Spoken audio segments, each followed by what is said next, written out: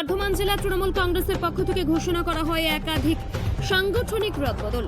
কাটোয়া 2 ব্লকে ফের আস্থা রাখা হয়েছে পিন্টু মণ্ডলের উপর। তিনি পুনরায় নির্বাচিত হলেন ব্লক তৃণমূল কংগ্রেসের সভাপতি হিসেবে। একই সঙ্গে ব্লকের যুব তৃণমূল কংগ্রেসের সভাপতি পদেও পুনরায় দায়িত্ব পেলেন রাজীব চ্যাটার্জি। নতুন দায়িত্ব পেলেন মহিলা সংগঠনের নেতৃত্বে চম্পা দত্ত।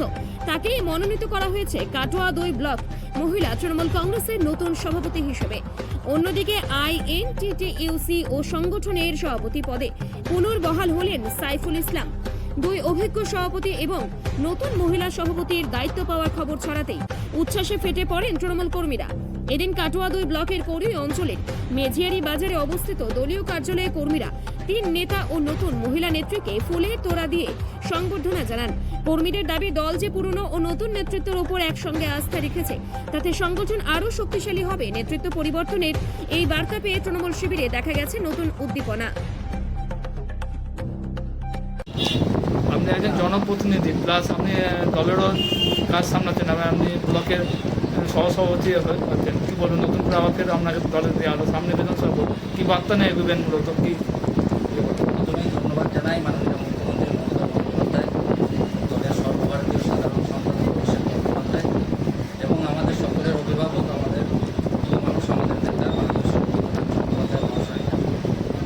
দল যে দায়িত্ব বা আস্থা রেখেছে, আমাদের ব্লকের আমরা সংগঠন, আমাদের মাদার সভাপতি থেকে শুরু করে INTTUC সভাপতি, মহিলা সভাপতি, আমরা এবং সর্বোপরি 60 অঞ্চলের বিভিন্ন শাখা সংগঠনের সভাপতি, মাদারের সভাপতি, আমরা সকলেই ঐক্যবদ্ধ। বিগত নির্বাচনে আমরা যেভাবে কাটোয়া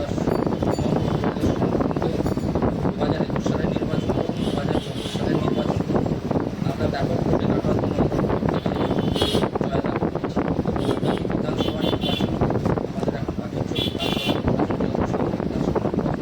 রবীন্দ্রনাথ চ্যাটার্জির নেতৃত্বে কাটোয়া বিধানসভায় কাটোয়া 2 নম্বর ব্লক থেকে বিগত লোকসভা ভোটে যে নির্বাচনে যে জয়ের ব্যবধান ছিল, তার থেকে তার ব্যবধান করার আমাদের এক সকলে মিলে একত্রিতভাবে আরও কীভাবে এই দিককে বাড়ানো যায়, কীভাবে এই দিককে ডবল করা যায়, সেটা আমাদের সকলে মিলে ঐক্যবদ্ধ আপনার নাম বলুন।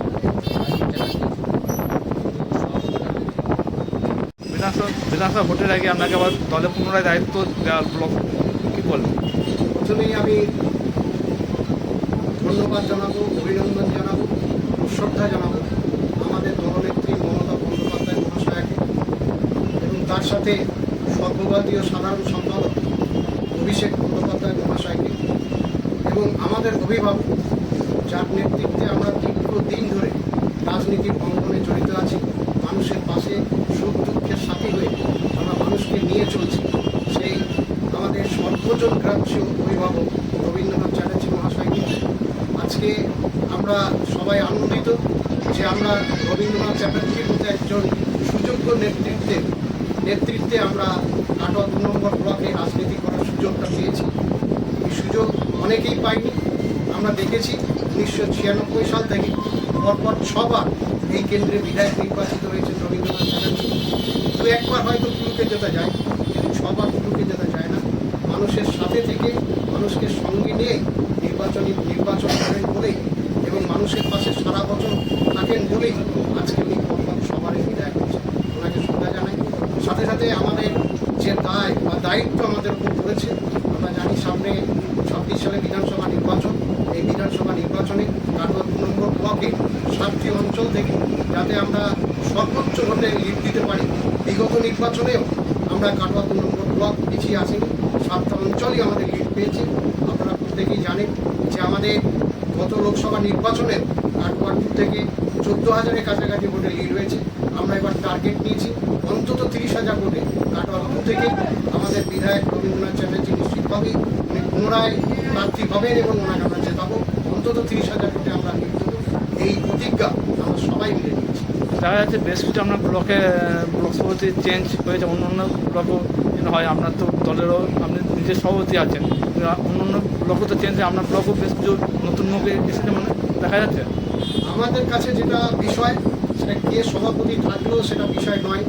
যেমন আমাদের সহসভাপতি রাজীব চ্যাটার্জি পঞ্চায়েত সমিতির সহসভাপতি আছেন, উনি দীর্ঘদিন ধরে যুব তৃণমূলের সভাপতি হয়েছেন, উনি আছেন। আমাদের এখানে নতুন মহিলা তৃণমূল কংগ্রেসের সভাপতি নির্বাচিত হয়েছেন চম্পা দত্ত। উনিও খুব সুযোগ্য মানুষ, খুব ভালো মানুষের কাজ করেন, সেই হিসাবে উনি আবার আমাদের তৃণমূল কংগ্রেসের সভাপতি হয়েছেন।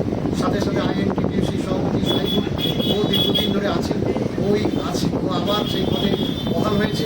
এবং আমরা চাই, এবং টিটন মল্লিক আরেকজনকে আমরা পেয়েছি যে আমাদের যুব সভাপতি হয়েছে, টিটন ভালো ছিল। আমরা সবাইকে নিয়ে যাতে কাটোয়া 2 এর নির্বাচনে আমরা সর্বোচ্চ করে